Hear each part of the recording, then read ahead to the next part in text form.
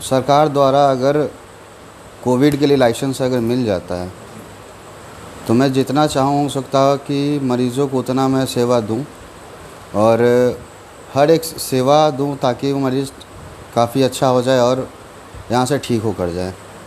ठीक है, इसके लिए हॉस्पिटल मेरे पास अवेलेबल है, आईसीयू है, एनआईसीयू, जिसके साथ मेरे पास वेंट भी अवेलेबल है। ठीक है, ताकि ऑक्सीजन की भी सुविधा अच्छी खासी उपलब्ध है ताकि मैं पेशेंट को अच्छे से अच्छे तरीके से रिकवर कर सकूँ। अभी फिलहाल कितने बेड्स होंगे सर आपके? मेरे पास अभी टोटल आईसीयू में 8 से 9 बेड है अभी। एनआईसीयू की भी सुविधा है? एनआईसीयू की भी सुविधा है यहाँ पे मेरे पास, ओटी भी है मेरे पास। तो देखिए, जब कंडीशन क्रिटिकल होती है तो हर तरह का मरीज आपके हॉस्पिटल में पहुँचता होगा, किसी रोग में पहुँचता होगा। जी। तो जो फिनेंशियली कमज़ोर पेशेंट्स होते हैं गरीब फैमिली से, तो उनके लिए आपके हॉस्पिटल में लक्ष्य क्या है ऐसा कुछ? अगर ऐसा कुछ अगर होता है जो फाइनेंशियली अगर कमज़ोर होते हैं तो अगर उनको जो वो हम यही कहते हैं कि आपको जो कुछ भी लग रहा है बन पा रहा है आप दो, मेरा कोई वो नहीं रहता है प्रेशर कि आप मुझे इतना दो तभी जाओ आप। ठीक है, अगर वो कहते मेरे पास नहीं भी है तो कभी जो उनको दवा का जो पैसा होता है वो देकर भी मैं यहाँ से रिलीज़ कर देता हूँ। मैं मेरा कोई प्रेशर नहीं रहता है पेशेंट को कि हाँ तुम इतना दो और इतना मैं लूँगा ही तुमसे।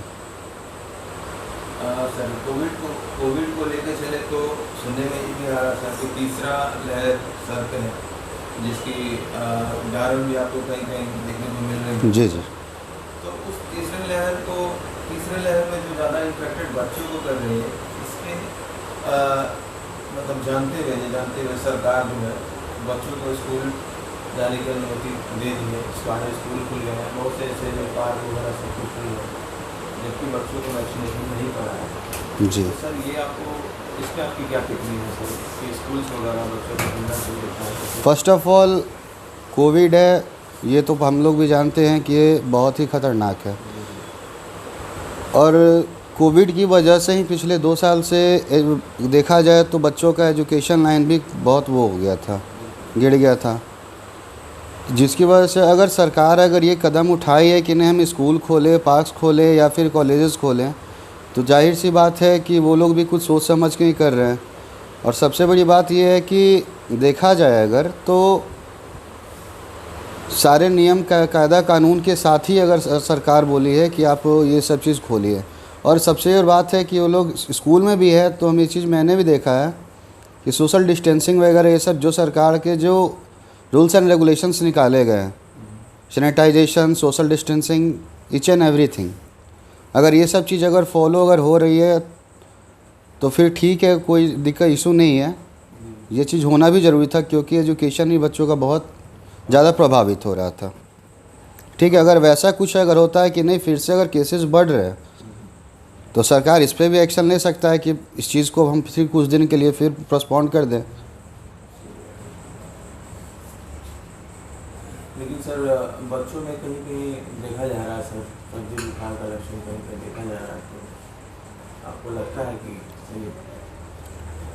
सर्दी बुखार का लक्षण देखिए, एक तो सबसे बड़ी बात होती है सर्दी बुखार ये तो आज नहीं आया, आने को बहुत पहले भी आ चुका है। ठीक है, लेकिन आज के डेट में सबको कोविड ही कह देते हैं। अभी फ़िलहाल अभी जो आया था बीच में जो अभी वायरल हुआ था जिसमें बहुत ज़्यादा टाइफाइड के केसेस निकले थे, मेरे हॉस्पिटल में बहुत सारे टाइफाइड के केसेज आए थे, तो उसमें फ़र्स्ट ऑफ़ ऑल हम लोग ये नहीं सोचे कि ये टाइफाइड भी हो सकता है। हम लोग उसको डायरेक्ट कोविड के नज़रिए से देख के पहले हम जो टेस्ट होता है RT-PCR, एंटीजन सब करवाएं। ठीक है, तो जाहिर सी बात है अगर वैसा कुछ अगर होता है अकॉर्डिंग टू द सिम्टम सारा कुछ अगर देखा जाए अगर तो टाइफाइड है तो टाइफाइड का ट्रीटमेंट, नहीं तो फिर कोविड तो कोविड का ट्रीटमेंट।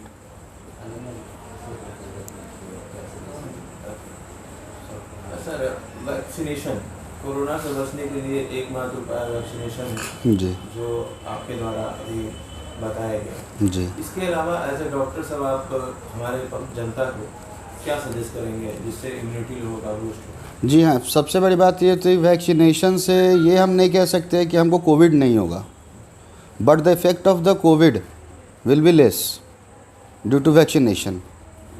ठीक है, तो ये हम ज़रूर कहते हैं कि वैक्सीन ज़रूर लेना चाहिए ताकि आपका इम्यूनिटी बूस्ट अगर रहेगा तो इतना तो ज़रूर है कि अगर आप इफ़ेक्ट भी होते कोविड से अगर, तो आपको उतना इफ़ेक्ट नहीं पहुंचाएगा वो कोविड। ठीक है। एंड सर, जो लोग वैक्सीन नहीं ले रहे थे नेगेटिविटी के कारण, मार्केट में नेगेटिविटी भी चल रही थी कि वैक्सीन लेने से लोगों का लोगों को बुखार हो रहा था, लोगों का तबीयत भी खराब हो रहा था, जिस वजह से लोग कोविड सेंटर पर नहीं पहुंच पा रहे थे, जिन सरकार की सहायता से जो सब जगह वैक्सीनेशन शिविर लग रही थी। तो वैसे पेशेंट्स के लिए, वैसे लोगों के लिए आप क्या संदेश देना चाहते हैं हमारे नाम पे? सबसे बड़ा बात, वैक्सीनेशन करवाना ये कोई गलत चीज़ नहीं है, और जो मन में आ रहा था कि बुखार हो जा रहा है तो सर्दी हो जा रहा है, तो सबसे बड़ा बात है वैक्सीन लेने के बाद भी, आज भी अगर बच्चों को वैक्सीन अगर पड़ता है हेपेटाइटिस वगैरह किसी चीज़ का भी, तो उसमें भी slight alteration in the health होता है। ठीक है, उसमें भी सर्दी बुखार जुकाम बच्चों को भी होता है, क्योंकि जो एक फॉरेन बॉडी है, अगर जो आपके शरीर में जा रहा है, वैक्सीन अगर जा रहा है, तो जाहिर सी बात है वो अपना जगह बनाने के लिए 1 से 2 दिन लेगा ही। तो अगर slight alteration in the health अगर होता है, इट डजेंट मीन कि वैक्सीनेशन एक गलत चीज़ है। तो ये चीज़ तो थॉट बहुत गलत है कि वैक्सीन नहीं लेना चाहिए।